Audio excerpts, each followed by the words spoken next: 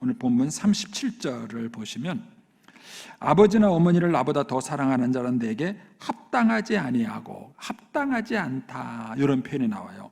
아들이나 딸을 나보다 더 사랑하는 자도 내게 합당하지 아니하며 합당하지 않다, 이런 표현이 나오고, 또 38절에 또 자기 십자가를 지고 나를 따르는 자도 내게 합당하지 아니하니 합당하지 않다, 이런 표현이 나와요. 그러니까 이 말씀에 의하면 신자는 신자인데 예수님께 합당한 사람이 있고 예수님께 합당하지 않은 사람이 있다는 거예요. 신자라 그래서 다 똑같은 신자가 아니라는 거예요. 주님이 보실 때에 주님 보시기에 합당한 사람이 있고 주님 보시기에 합당하지 않은 사람이 있습니다.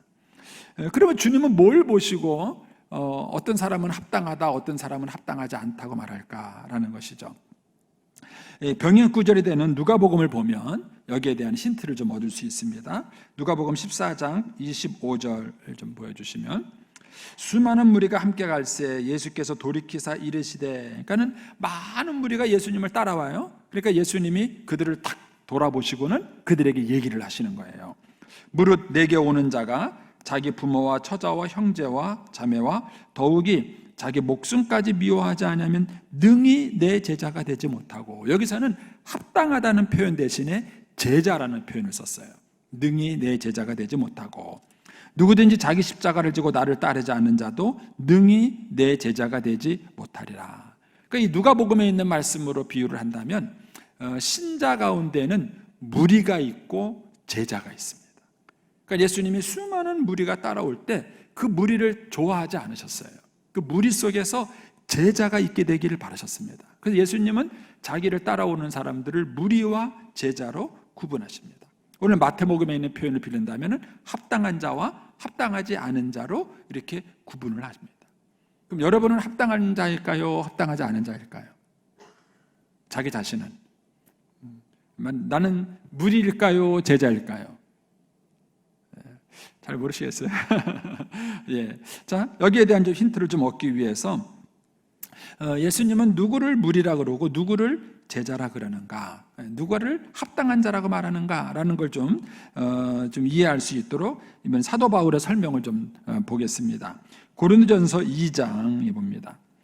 여기 보면 이제 사도 바울이 고린도 교인들에게 편지를 쓰면서 고린도 교인을 세 종류의 사람으로 구분을 합니다. 제일 첫 번째는 육에 속한 사람입니다. 이 육에 속한 사람의 특징은 뭐냐? 하나님의 성령의 일을 받지도 아니하고 그것은 그들에게는 어리석게 보여요. 그러니까 이 육에 속한 사람은 구원받지 않은 사람이에요. 그래서 영적인 것을 보면은 이해를 못하는 겁니다. 어리석다고 생각하는 거예요. 왜 주일날 교회 가서 이렇게 모여가지고 예배를 드리는지 그 사람들은 이해를 못하는 거예요. 이런 사람들은 육에 속한 사람이다, 이렇게 얘기를 합니다. 자, 3장 1절을 좀 보여주세요.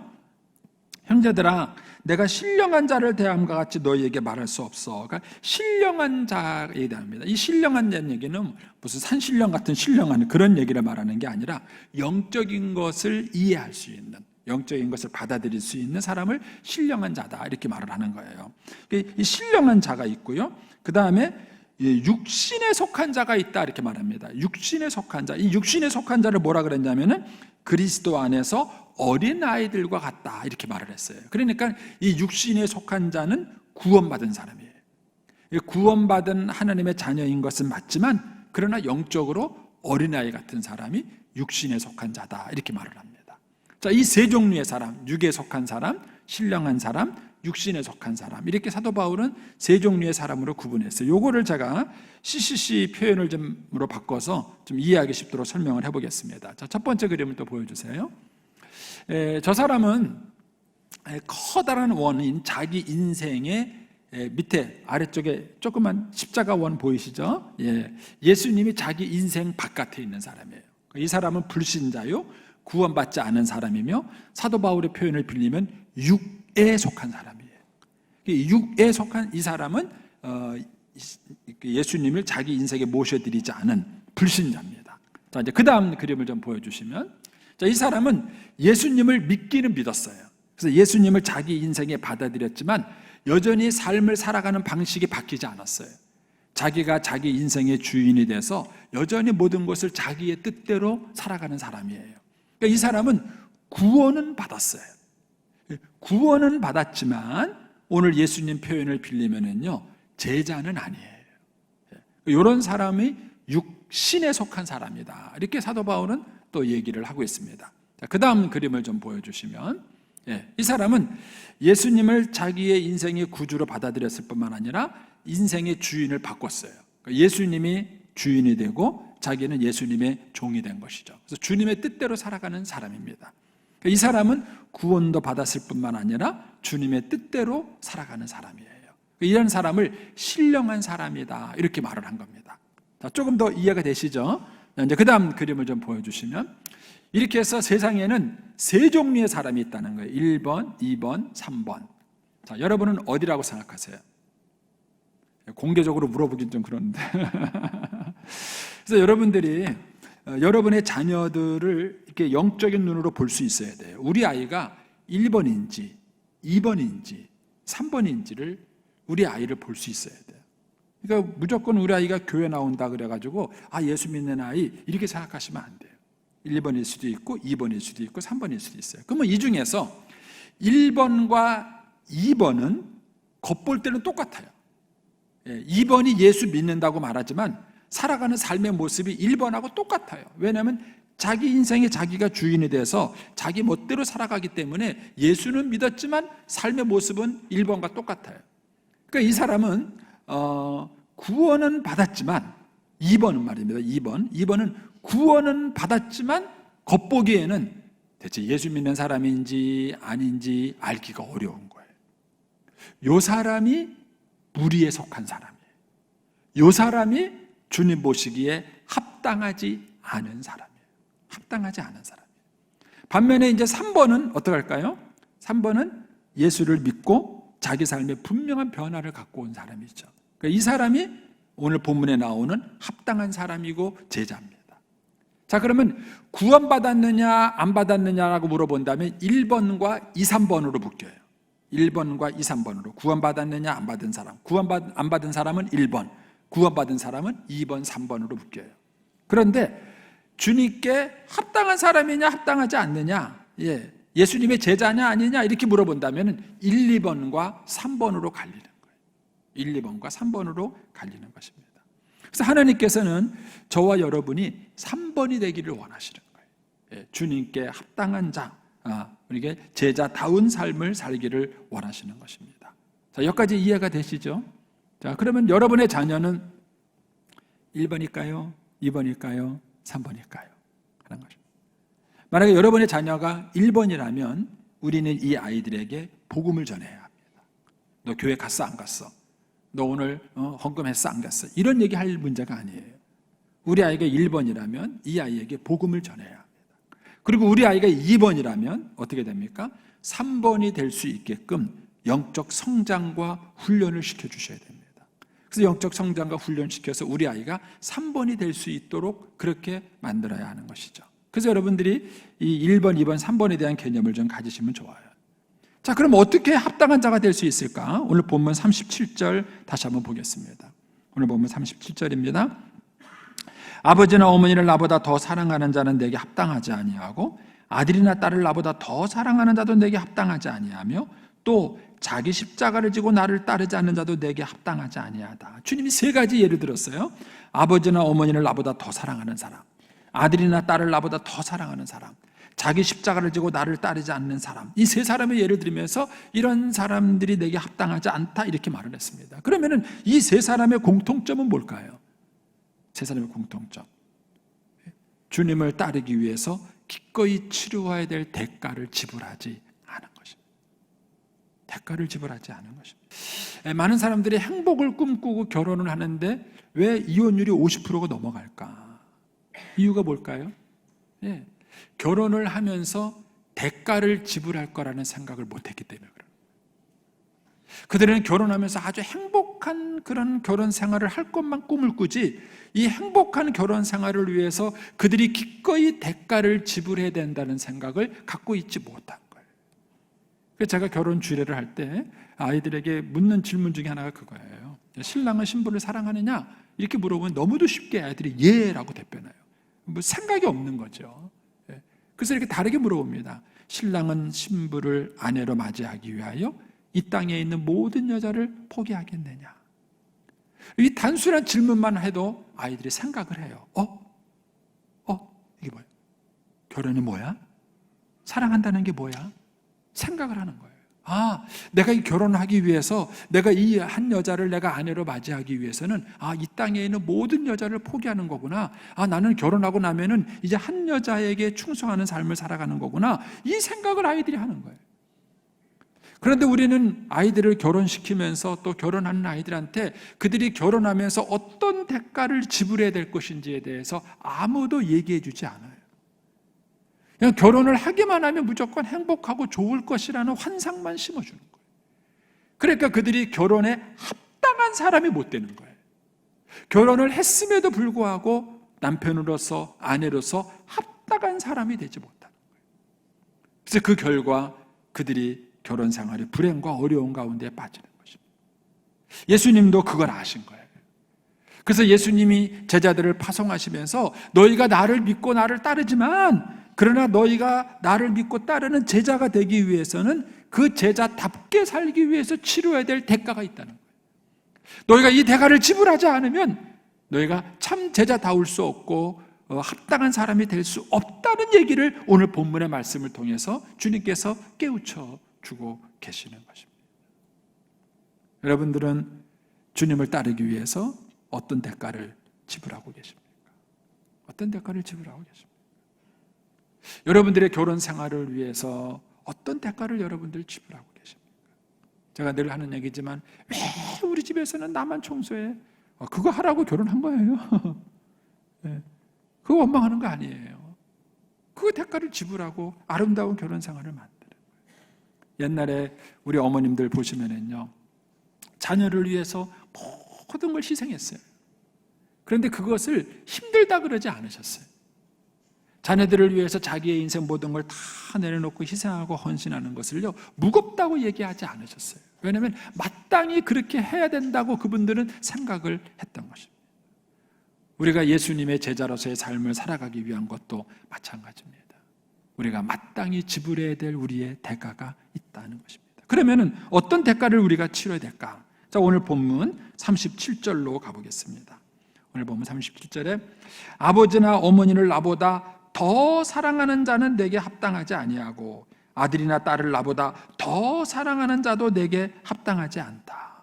여러분, 주님께서 우리에게 요구하시는 첫 번째 요구는 뭐냐면 관계의 우선순위가 바뀌는 거예요. 관계의 우선순위가.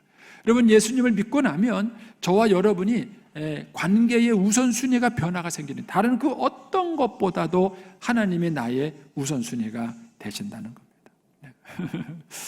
네, 오늘 찾으시는 분이 많으시네요. 네. 결혼에도 마찬가지죠. 결혼에도 보면은요, 자녀가 결혼하고 나면은요, 부모님들은 자녀를 결혼시키면서 행복한 가정, 아들, 딸 낳고 참 행복하게 잘 살기를 바라시잖아요. 예. 그런데 만약에 아이들이 결혼해갖고 정말 행복한 가정에서 행복하고 잘 살기 바라신다면 자녀들을 반드시 결혼시키면서 뭘 하냐면 떠나보내셔야 돼요. 남편과 아내가 연합을 하기 위해서는요, 성경에서는 반드시 연합하기 전에 떠나야 된다는 얘기를 전제 조건을 하시는 거예요. 그런데 우리 어머님들은 자녀들을 결혼시켜서 행복하게 살기를 원하시면서도 떠나보내는 것은 아쉬웠어요. 예를 하나 들어보겠습니다. 자, 이제 결혼한 아들이 저녁에 집에 들어오는데 1번, 엄마 먹을 거는 사오는데 자기 마누라 먹을 거는 안 사왔다. 1번. 이런 상황이 벌어졌습니다. 1번. 그런 아들을 보고 이쁘다. 아이고, 이놈 너무 이쁘다. 2번. 그런 아들 보고 이놈 못됐다. 몇 번이 맞습니까? 네? 다시 설명드릴게요. 결혼한 아들이 저녁에 집에 들어오는데 엄마 먹을 건 간식거리는 사오면서 자기 아내 간식거리는 안 사왔어요. 그런 아들을 보면서 엄마가 보기에 1번, 아, 이놈 너무 이쁘다. 2번, 이놈 못됐다. 1번이세요, 2번이세요? 누구한테 물어볼까요? 이러세요. 2부 예배는 대답을 하시더라고요. 1번이요? 자, 그렇습니다. 자, 1번. 그러면 이제 그 다음 질문을 바꿔보겠습니다. 여러분이 이제 시어머니 입장이 아니라 이제 며느리 입장이 됐어요. 며느리 입장. 저녁에 남편이 퇴근하고 들어오면서 자기 거는 안 사오고 엄마 먹을 것만 사들고 들어온 남편. 1번, 너무너무 이쁘다. 2번, 못됐다. 1번에서요, 2번에서요. 어땠어요? 만약에 제가 처음 낸 문제에 엄마 입장이 돼서 자녀가 저녁에 들어올 때 엄마 거는 사갖고 오면서 마누라 거는 안 사오는 이 아들이 아이고 너무 이쁘다, 아주 엄마의 수고도 알아주고 공로도 너무 이쁘다, 이렇게 말하신 분이라면요, 두 번째 질문에서도 뭐라고 그래야 돼요? 예? 자기가 며느리 입장이 돼가지고 아내 입장이 돼서 남편이 자기 건 안 사오고 엄마 거는 사오는 그런 남편을 보고 아이고 너무 잘했어요 이렇게 해야 맞아요. 그러셨나요? 그러네요. 그럼 우리가 이제 조금만 깊이 생각하면 정말 자녀의 결혼을 행복하게 해주는 게 뭔가라고 우리 생각을 하셔야 돼요. 만약에 정말 자녀가 결혼을 해서 행복한 결혼을 하기를 원한다면 그 자녀가 남편과 아내가 한 몸으로 연합할 수 있도록 도와줘야 돼요. 그렇다면 그 아들이 들어오면서, 이 철없는 아들이죠. 철없는 아들이 들어오면서 엄마 것만 사오고 아내 거를 안 사오면, 그러면은 야, 엄마는 됐다, 이거 갖다가 네 아내 줘라 하고 돌려보내야 돼요. 그거를 넙죽받으면 안 돼요. 어렵죠? 이게 이제 조선시대 때 사고방식을 가진 분한테는 이게 참 어려운 거예요. 그런데 막상 살아보면은 그게 맞아요. 막상 살아보면 그게 맞아요. 자, 그럼 오늘 말씀에서도 주님께서 그렇게 말씀하시는 거예요. 아버지나 어머니를 나보다 더 사랑하는 자는 내게 합당치 않다. 이 얘기는 아버지나 어머니를 사랑하지 말라는 얘기가 아니에요. 자, 이것을 오해할까봐 몇 가지 성경 구절을 좀 소개하겠습니다. 디모데전서 5장 8절 말씀입니다. 누구든지 자기 친척, 특히 자기 가족을 돌보지 아니하면 믿음을 배반한 자요 불신자보다 더 악한 자니라. 여러분, 참 신앙을 가지고 있는 사람은 자기의 친척과 가족을 반드시 돌아볼 수 있게 돼 있어요. 또 고린도서 3장 20절에 이렇게 말합니다. 자녀들아, 모든 일에 부모에게 순종하라. 이는 주 안에서 기쁘게 하는 것이라. 이 주 안에서 기쁘게 하니라는 표현을요, 우리말 성경에 가면은요, 이것이 주를 기쁘시게 하는 일입니다, 이렇게 번역을 했어요. 그리고 바른 성경에서는요, 이것이 주님을 기쁘시게 하는 일이기 때문입니다, 이렇게 번역을 했고요, 표준 세번역은요, 이것이 주님을 기쁘게 해드리는 일입니다, 이렇게 번역했어요. 그러니까는 부모를 공경하는 것은 하나님을 기쁘게 하는 일이에요. 따라서 우리가 부모를 공경하는 것이 신앙적으로 잘못됐다, 이 얘기를 하는 게 아니에요. 근데 그럼에도 불구하고 우리가 어느 순간에 가서는 부모를 주님보다 더 사랑하면은 예수님의 제자가 될 수 없다. 이걸 좀 이해하시겠어요, 여러분들이? 오늘 본문 내용은 별거 아니에요. 제가 요거 이해시켜 드리려고 제가 괜히 얘기를 좀 길게 한 거예요. 이게 굉장히 기독교 진리에서는 역설적인 진리 같은 거예요. 한쪽으로는 신앙이 좋은 사람은 가족을 반드시 돌본다, 이런 말을 하면서도 또 한쪽에서는 뭐라 그러냐면은 주님보다 가족을 더 사랑하는 사람은 주님께 합당치 않다고 얘기를 하는 거예요. 그래도 이해가 안 되세요? 한 가지 더 얘기를 하겠습니다. 그러면 이제 이해와를 못 쓰겠구나. 어머님이 돌아가셔서 제가 이제 어머님이 안 돌아가셨다고 가정을 하고, 보세요. 제가 홀어머니를 모시고요, 제가 막 홀어머니 모시고 막 효도하기 위해서요, 뭐 여기도 가고 저기도 가고 막 그렇게 하기 위해서 제가 만약에 교회에다가 사례비를 매달 5천만 원씩 요구한다면 어떻게 하시겠어요? 줘야 되지 않아요? 왜 저를 쳐다보십니까? 아니, 제가 뭐 다른 데 쓰다는 것도 아니고 아들로서, 홀어머니의 외아들로서 고생하는 어머님을 잘 모시기 위해서 제가 만약에 교회에서 사례비를 5천만 원씩 요구한다면 여러분, 그런 목사를 어떻게 보겠습니까? 그러면 우리가 주님을 따른다는 게 뭐예요? 주님을 따른다는 것은 뭐냐? 때로는 부모님을, 형제를 예수님보다 더 사랑하는 자리에 놓지 않는 거예요. 이것이 우리가 주님께 합당한 자가 되기 위해서 치루어야 될 대가다라고 주님이 얘기하시는 거예요. 자, 38절 말씀을 보겠습니다. 거기서 또 주님께서 이렇게 얘기하십니다. 죄송합니다. 38절 넘어가기 전에 34절로 가보겠습니다.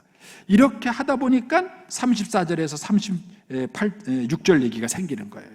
내가 세상에 화평을 주러 온 줄로 생각하지 말라. 화평이 아니요 검을 주러 왔노라. 내가 온 것은 사람이 그 아버지와 딸이 어머니와 며느리가 시어머니와 불화하게 하려 함이니 사람의 원수가 자기 집안 식구리라. 여러분, 우리가 때로는 신앙생활 하다 보면은 신앙이 다르다는 이유 때문에 이런 가족 갈등이 있을 수 있다는 얘기를 해주는 거예요. 자, 이 차이를 이해하시겠습니까? 그러니까 예수 믿는 사람은 가족과 좋은 관계를 갖는 게 정상이지만 때로는 이 영적인 이유 때문에 가족 간의 갈등이 있을 수 있다는 얘기예요. 그래서 주님께서 이것을 제자들에게 이렇게 표현하신 겁니다. 나는 화평을 주러 온 것이 아니라 검을 주러 왔다는 얘기를 합니다. 따라서 저와 여러분이 예수님을 믿고 따르고 그분의 제자답게 살기 위해서 이런 대가를 기꺼이 지불할 각오를 하셔야 하는 것입니다. 자, 38절로 가보겠습니다. 38절에 또 자기 십자가를 지고 나를 따르지 않는 자도 내게 합당치 아니하니 그렇게 말합니다. 39절에 자기 목숨을 얻는 자는 잃을 것이요 나를 위하여 자기 목숨을 잃는 자는 얻으리라. 그래서 우리가 주님을 따르기 위해서 기꺼이 주님을 나보다 내 목숨보다도 앞에 놔야 돼요. 그러려면 내 삶의 우선순위가 많이 바뀌어야 합니다. 디모데후서 2장 3절을 보겠습니다. 너는 그리스도 예수의 좋은 병사로 나와 함께 고난을 받아 병사로 복무하는 자는 자기 생활에 얽매이는 자가 하나도 없나니 이는 병사로 모집한 자를 기쁘게 하려 함이라. 여러분, 군인이요 전쟁터에 나가야 되는데 나 어머님 모셔야 돼요. 그리고 전쟁터에 안 나간다면 그 사람이 군인이라고 할 수 없겠죠. 우리가 세상 이치만 봐도 그렇다는 것입니다.